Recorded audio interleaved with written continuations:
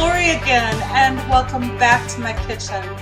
I'd like to start this video today just wishing and hoping and praying that each and every one of you that celebrated Thanksgiving this last week had a blessed and joyful day.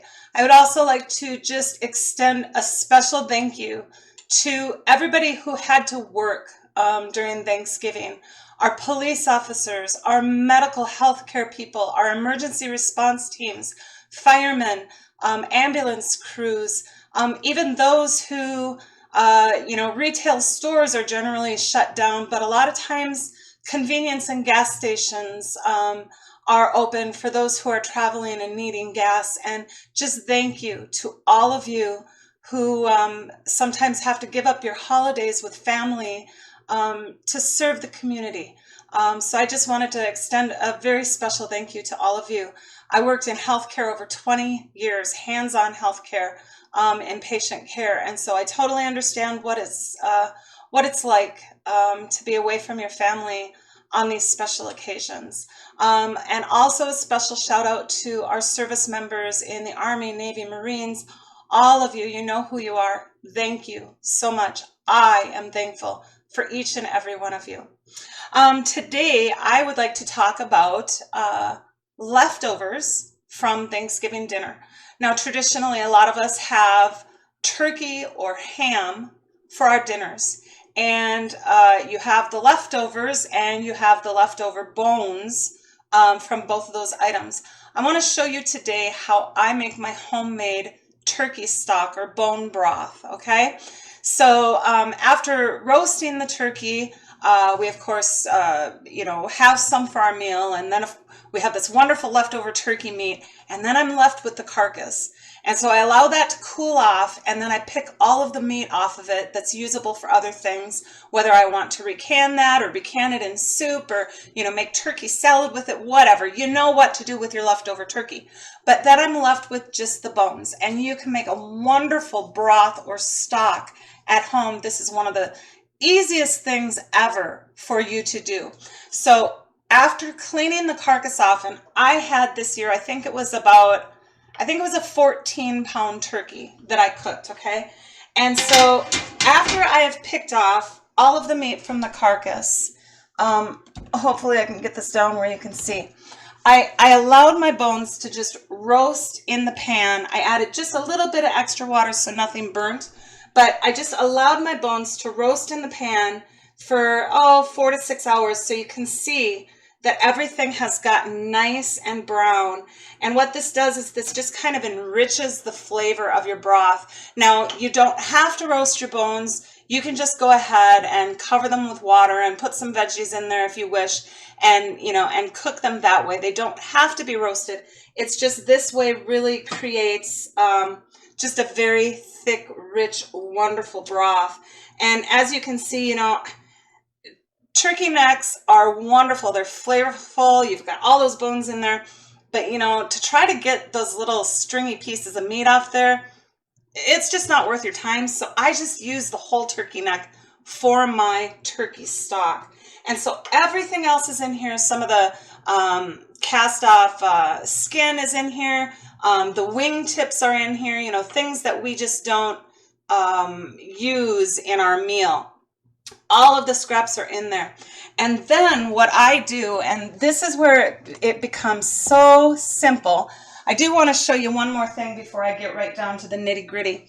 I try to make my videos so all of you that are just beginning canning, I try to make my videos in a way that if you haven't done like previous preparation, you know that you can do it just lickety-split without being prepared ahead of time. But I do want to give you a handy little tip, and this is normally how I make my stocks and my broths. Anytime I am preparing vegetables for any meal, okay, that's my weekly, nightly cooking, or if I'm doing large canning projects, if I'm even just making a salad or whatever, what I do is I keep all of my cast off onion skins and peels, and I also keep like the root part of my celery stalks. And what I do is I just have a bag, a Ziploc bag in my freezer, and I just keep adding to this. I just keep shoving my vegetable scraps in this bag and then placing it back in the freezer, taking it out when I want to add more. Garlic is another one. If I'm peeling and preparing garlic, those garlic skins go right in this bag too. So there's a few main things that I use for my stock, okay? And one is celery, the other is onions and garlic and carrots. Carrot scraps I will save and freeze also. Now there are things that I do stay away from. Green vegetables, I generally do not use those in my stock. I don't care for the flavor that it lends. Very strong flavored vegetables, I do not suggest using like broccoli scraps or of course, you know, cabbage scraps or whatever in your turkey broth unless you're looking for that flavor. But those things can become very overbearing in your broth very quickly. So there's just those four main ingredients that I save scraps from. And again, that's onions, celery, garlic, and onions, celery, garlic, and carrots. I'm sorry. Bloop! There went my brain. Anyway, so if you don't have one of those handy dandy little frozen vegetable scrap bags ready and available, I want to show you how you can do it so easily with just fresh vegetables that you probably have on hand. So I'm just going to page down today and show you what I got going on here. And I have all of my fresh whole veggies just prepared and washed, okay? And this is a perfect thing. I want to show you some of my, here we go. Some of my celery was getting kind of wilty in the refrigerator. See, he's not the healthiest stock of celery I've ever seen. You know, you've got your nice crispy celery, but then this guy, he's looking kind of, he's looking kind of lame, right? Well, in stocks and broths, that doesn't matter at all, okay? So use up those imperfect veggie scraps or leftover veggies. Now, realistically, you don't even have to cut any of this if you don't want to. You can just stick this all whole in your roaster if you want to. But I tend to just kind of rough chop them just so that they fit in my pan a little bit easier. So, and there's no exact science to this at all. I literally just rough cut it and then add it to my stock pot, okay?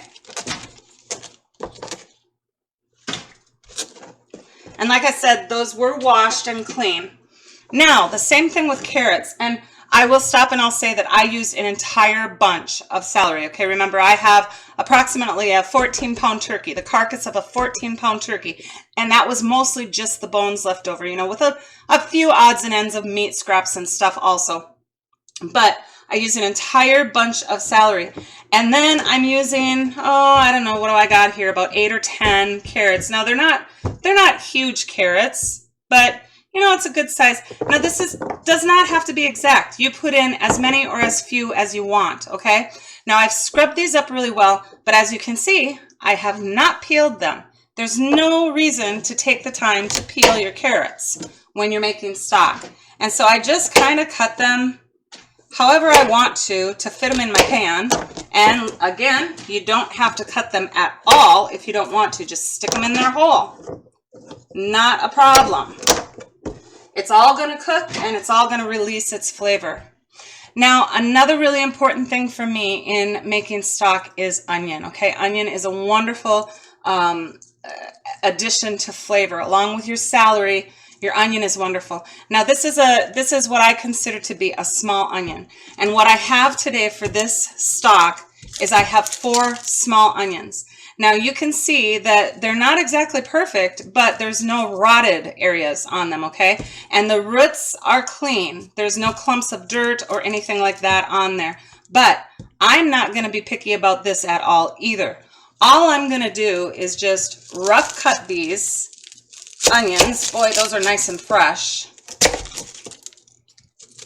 Just into nice big chunks and throw them in my pot.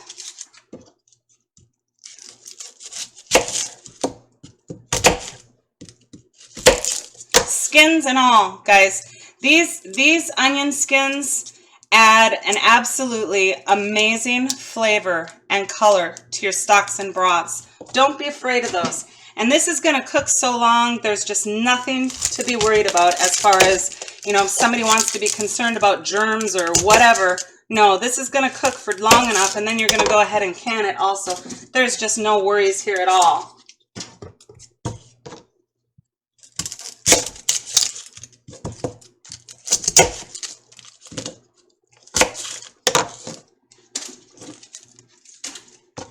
Get those onion skins in there too. All right, and then we come to your garlic, and I have 3. These are smaller heads. Now, if I had larger garlic, I would have probably done maybe 2 full large garlic heads, but I only have smaller ones today, so I'm going to use 3. And what I do is I only cut them right down the center across the garlic cloves, okay? How the garlic cloves grow this way.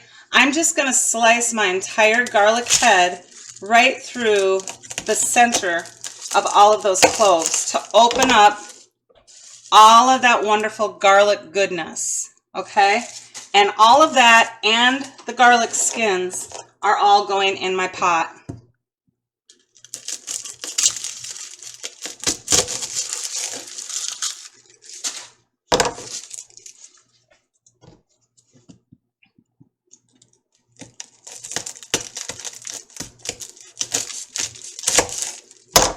Okay, skins and all in there. And then I'm going to add about 3 bay leaves. Okay, well, I lied. I'm going to add 4 bay leaves because that's what I had in my hand. So that's what went in there. Okay. Now, some people will take and add whole peppercorns to their stocks and broths. Let's get it up here just a little bit more. They'll take just a small handful of peppercorns and toss them in also. I personally, you know, I used to do that, but I finally kind of traced down that I didn't like that flavor in my stock or my broth. And so I no longer add peppercorns to my broth, but you absolutely can do that. This is so flexible. You just add whatever you want to. I know some people add rosemary to it. Some people add thyme to it. So this is completely flexible and you can put in what you want. I just really like a basic broth. Now this is plenty fragrant and flavorful for me and my taste and my family's taste with just these basic ingredients. And hopefully you can see there, everything is just in my roasting pan, just literally whole and just cut into huge pieces on top of that turkey carcass, okay? So this is how easy it is. Now, all I'm gonna do is I'm gonna just pour in water until all of my vegetables are just barely covered with water.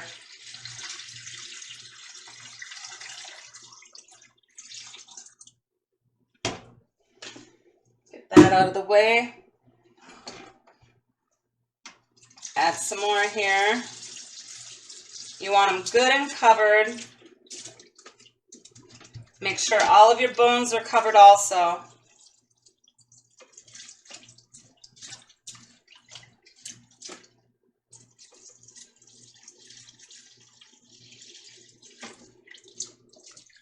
Okay, I'm feeling pretty good about that.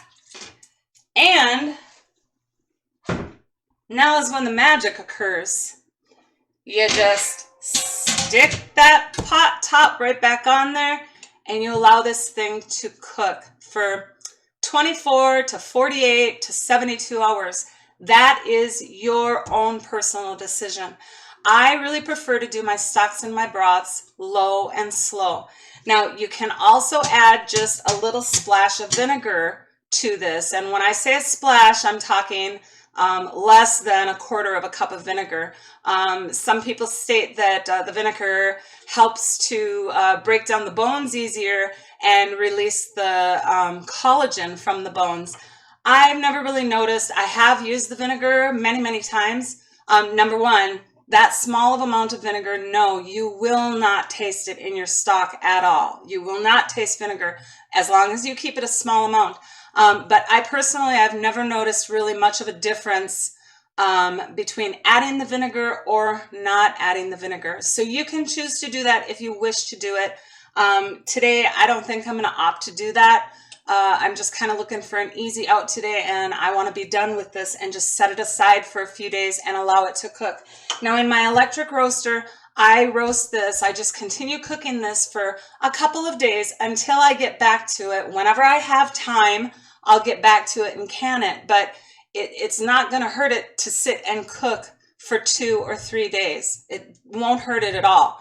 And so what I do is I just put it on 250 degrees in my electric roaster. Now, if you have a crock pot, absolutely use your crock pot. If you have no other options but to do it inside of your oven, go ahead and do it inside of your oven. All of these things are options. There are also people who throw all of their bones and veggies into their pressure canner on the stovetop, and they pressure can that stock or that broth for, I don't know, an hour or 2 hours in their pressure canner, and that's how they make their broth. I personally just always do it the low and slow way. I like the flavor of the broth better. I like the look of the broth better. I've tried it in the PC, and in the PC, the broth comes out really light colored. It's not a deep, rich color. It's just kind of a light broth color. And so if you are looking for a light colored broth, the PC would be a really good option for you, or just not cooking it as long as what I cook mine. And also those, remember that I mentioned to you that those onion skins that I put in lend a really nice rich color. If you're looking for a lighter flavored broth, you leave those onion skins out of your broth because those will make your broth look darker. So this is pretty much it. This is how easy making stock or broth is. It takes no time, it takes no effort. And now I'm just going to allow this cooker to do its thing for a couple of days. And every once in a while, I might come and check and make sure that I haven't evaporated off a whole lot of water. And if that happens, just replenish the water with fresh water and continue cooking your broth or your stock. But for now, I'm just going to let this thing do its business, and I'll come back in a couple of days and show you how I strain it and can it. Okay, everybody, so I'm back with my turkey bone broth or stock, and it's been a couple of days. I generally will cook it a little bit longer than this, but my week is getting pretty full, and so I just really need to get this canned up today. So I'm just going to proceed like I always do on all of my broths. Let me get this set aside here. All right, so this is the time that I really want you to just take and taste a little bit of your broth, okay? And how I generally do that is I just literally ladle off just a little bit into a coffee cup, and I just taste it to make sure that the flavor is just good and rich. And after that flavor has cooked to a point where you are happy with it, that's when you can start straining off all of your solid mass. And I just take a pan or, whatever container you want to strain your stuff into, you just go ahead and use what you have. And so I take a large slotted spoon and I just take off all of the solids out of my roasting pan.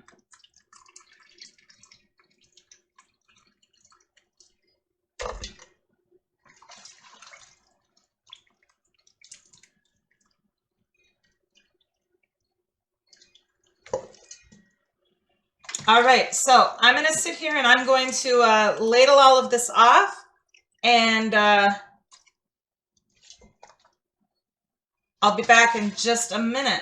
All right, so as you can see, I've got all of the major large pieces just kind of strained out of my broth. I'm actually, because I didn't cook this my 72 hours like normal, my carrots are actually looking still very good and beautiful. I'm going to allow this to cool, and I'm going to pick those carrots out for supper tonight, just simply because I feel like it's a waste just to throw them onto the compost bin when they're still looking so lovely. So Now is a time also that if you've tasted your broth and it's strong enough and rich enough for you, this also is the time that I normally add salt and maybe even a little bit of pepper. And I tasted my broth earlier and it really does need some salt. Now, salt is not necessary, but it really does help enhance the flavor of your broth. And I just do it by taste, okay? So I don't really have a measurement for you. I don't know how big of a batch of broth you're going to be making and how many cups of fluid you have. And so it's just a by taste thing. I'm going to add a little bit of just ground pepper to mine also, just as a little extra seasoning. And then I'm going to stir that up real well, just to dissolve that salt.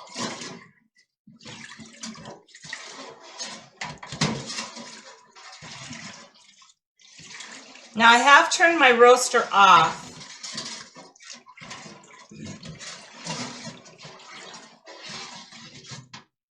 Now at this point in time, if you would like to remove the fat from your broth, what you would do is you would allow your broth to completely cool, and the fat will rise to the top and it will become kind of a solidified mass on the top of your broth. And then you can just lift off that fat layer after it's hardened. I don't necessarily do that. What I do is when I'm putting it into my jars, I will make sure to stir it each time that I take a ladle full out, so that I'm not just getting just fat all in one jar. I just stir it every time I scoop off my my broth, and that kind of equally distributes it through my jars. So right now what I'm going to do is I'm going to do one final taste test just to make sure that it's seasoned with salt and pepper to my liking.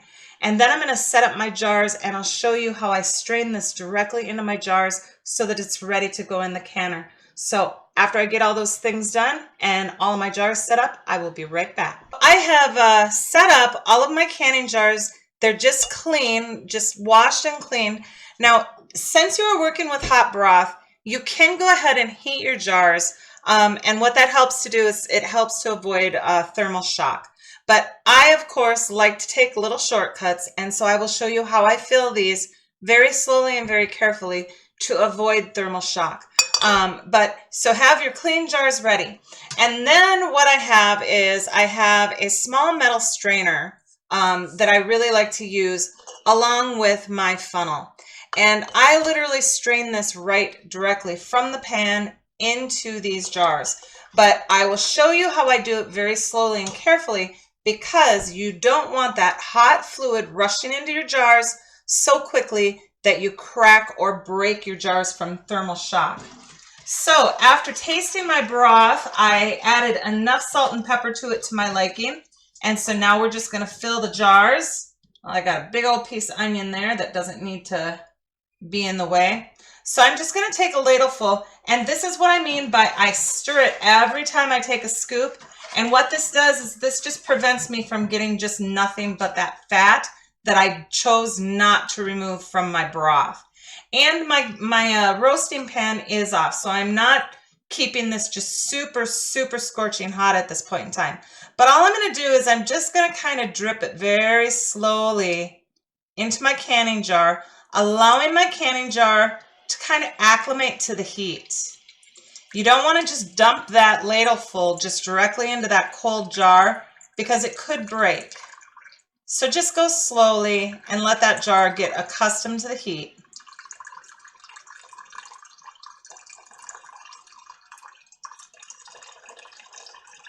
And after you get in, about 1/4 of an inch or 1/2 of an inch, your jar should be acclimated enough to continue just filling the jar. Now I'm doing pints today. You can do this in pints or quarts. I find that pints sometimes are really nice to have on hand. If somebody would happen to be sick in the house, it's just kind of the perfect single-size serving for one person when they're feeling under the weather. And it also is a perfect size for our family if I would like to make a quick gravy, which is so easy to do with your own homemade stocks and broths. So I'm just going to continue filling my jar to 1 inch headspace.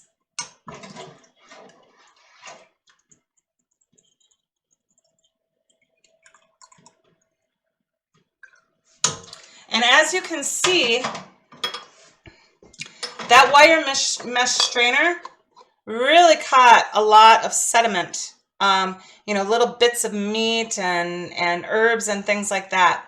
And so then what I like to do is I like to have a metal spoon on hand. And what I do is I just scrape all that stuff out of my metal mesh strainer and just place it in a bowl, just to clean that strainer for the next use. Boy, my head really isn't in things today, is it, you guys? All right, so let's go on to the next jar. Stir. And just slowly introduce it to that cold jar. Just drip it in.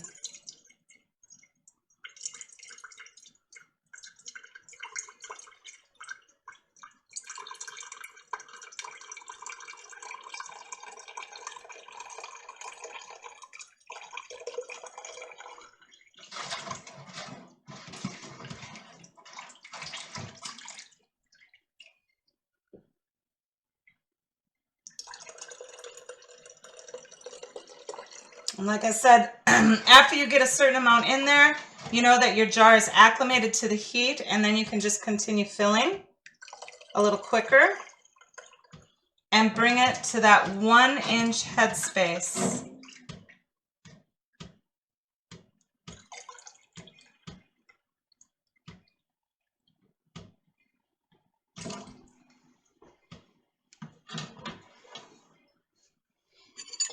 Just clean off your wire mesh strainer again for the next jar. And keep proceeding.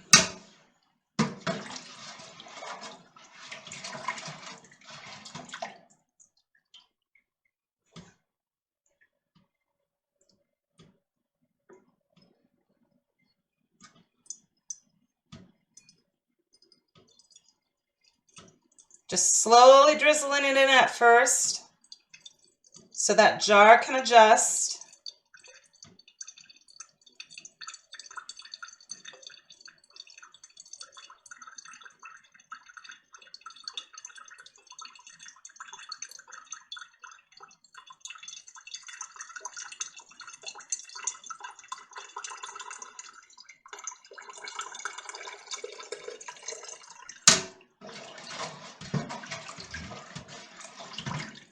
After it's adjusted to the heat, then you can finish filling it a little bit quicker.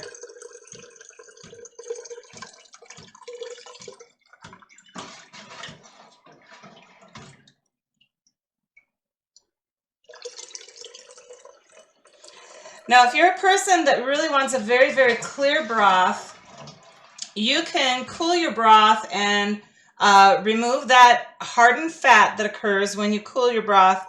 And then when you are, you would reheat your broth then, and when you are straining it into your canning jar, you can use a wire mesh just like what I am doing, but line it with clean cheesecloth. And the clean cheesecloth will catch a lot of that really fine sediment that sometimes occurs in your broth jars. Now, that sediment doesn't bother me one bit. Nobody's going to see it in gravy. Nobody's going to see it in soup. Nobody's going to see it in a hot dish or casserole.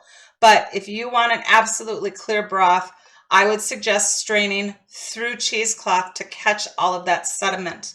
But that is obviously just your choice, your preference. All right, so I think you get the whole idea of it.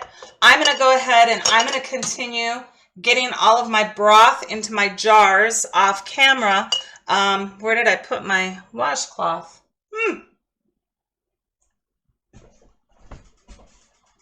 Well, I knew I had one prepared. Maybe I need another cup of coffee today. I'm not really sure. But anyway, I have my wet washcloth, and then all you're going to do is the same thing that you always do. You just wipe off the rims of those jars really, really well to make sure that you don't have any oil or bits and pieces of herbs on there. And then you place your canning flat. and your band. So there's the canning flat, there's the screw-on band or the ring, fingertip tight, and that is ready for the canner. So again, after you've filled your broth to 1-inch headspace, wipe the rim of the jar, place your flat lid and your screw-on ring or band, fingertip tight, and then set those aside. And after I get all of the rest of my jars filled, I'm going to meet you back over on the other side of the kitchen by the stove, and we'll get these in the canner and we'll proceed from there. All right, so even though it seems like I'm a little bit of an airhead today, for some reason my thoughts and my words just aren't coming out very easily today, and I really don't know what's going on with that. Like I said, maybe I need a little bit more caffeine. But I estimated just spot on. I had 10 pint jars prepared, and that is exactly how much broth I had. And since they were regular size mouth instead of the wide size mouth, I was able to fit all 10 into my Presto pressure canner in one layer. Now remember, hot product, hot jar means hot canner that it needs to go into. Otherwise, again, you could experience thermal shock. You know, if that glass is hot and the water is cold, they crash together and that glass just kind of goes, ah, and it can't handle it and it'll break. And I just made the dog bark by making a funny noise. No, Sadie, it's okay, honey. It's all right. We're having quite the Monday here in our house. Anyway, and the same thing goes for the opposite. If you have cold jars and putting them into hot water, the same thing will occur and you will shock your jars and they will break. So hot food, hot jars, hot canner today. And I'm going to be pressure canning my pints of turkey stock or broth, bone broth, for 20 minutes. Now quarts would be 25, or you can hot water bath either size of those jars for 2 hours. Now we get into some sticky situations when we're talking about stocks and broths. When I am talking about the canning brine of stock or broth, I mean a stock or a broth that has been strained, like what I have just shown you, where there's no bits of meat or vegetables left in the fluid that I'm going to can inside my jars. Now, when you start adding meat and vegetables to that, that changes the canning time. So clear broth, strained broth with no bits of vegetables or meat left in it are PC pints 20, quarts 25, or hot water bath for 2 hours. So I'm going to get this going and I'll come back and show you the final result. All right, everybody. We had some wonderful unexpected company again this afternoon as I was just finishing up my canning process on my turkey broth. And so because we had visitors in the house, I didn't get the, I guess the reveal of taking the jars out of the canner when my process was done, which is absolutely fine because you guys have seen me do that so many times before. You know how to cool your canner off and remove your jars. And the people that we're visiting are just some of our favorite people in the whole world. So we're just always overjoyed when we see them. But this is the finished project on my home canned turkey broth. And you can see just like my previous broth in other videos, you can see that I do have some sediment down here. And all that is that's some of the richness and goodness from the bones or from the meat or from the veggies. That is no problem at all. Now, if you want to not have this sediment in your jar, as I explained when I was, putting it into the jars, when I was straining it into the jars, what you can do is you can lay some cheesecloth in there to strain your broth through, and that will take care of a lot of that sediment. But you all know what to do with broth. Broth is just so good for us, has collagen and so many good vitamins in it.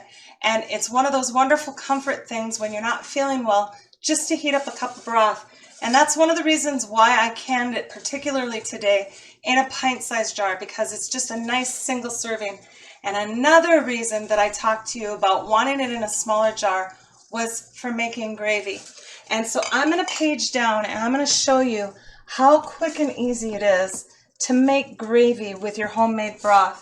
Now, I've already emptied one of my canned jars of broth into a pan, and I have brought it to a boil. This is a good rolling boil, okay, in this pot, a good rolling boil. And all you do is you take a couple of tablespoons of cornstarch and you add just a little bit of water to that cornstarch. I might move my camera just a little bit more here. Tilt it down just a little bit more. You take a couple of tablespoons of cornstarch and then you add just a little bit of water to it and you whisk it really well when you're doing this. It'll get kind of stiff before it gets watery again sometimes. So just stir it up really good. And you don't need a whole lot of water. Just be very sparing with it. And what I do is I make a little cornstarch slurry. Okay, so there's my cornstarch slurry. And all I do now is to a full rolling boil of this broth, I just drizzle in that cornstarch slurry, stirring as I drizzle.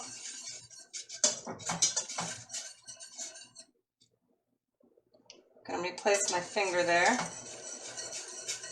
And just slowly add it, allowing it to kind of come back to a boil until you reach the gravy consistency that you like to see. Add just a touch more here. And you guys, that's all there is to it. Beautiful, thick gravy in just about 3 minutes time. Just at a boil when you add that slurry to it. I'm going to turn off my heat here and show you what we have. Actually, you know, I might just rinse this out. It's kind of hard working over here by the stove. We'll just rinse this bowl out. There, that will work. And then I will dish up some of this homemade gravy out of your homemade broth. Look at how wonderful that is. This is fantastic. If you want a quick and easy lunch and you have a leftover biscuit, you can have biscuits and gravy in literally 5 minutes time, just with one of your home canned jars of broth and a little bit of cornstarch and a little bit of water. And look at this beautiful gravy. See if I can hold it in a different spot. Just nice and thick and rich. And if you want it a little bit thicker, you just add a little bit more cornstarch to it. Absolutely wonderful and quick and easy. Thick and rich and oh, so good. So that is, I guess, one of my extra little tips there on how I use some of my homemade stocks and broths. Always try to think outside of your box and think in creative ways. You know, obviously this stock or broth can be used in soups. It could be used in casseroles. You could cook potatoes in here. You can just use stock and broth in so many ways. And gravy is another quick and easy thing that you can make with your homemade stocks and broths. So I hope some of that was useful to you. I hope you enjoyed your time with me. I always enjoy my time with you. May God bless you all richly. And until we meet again, happy canning, everybody.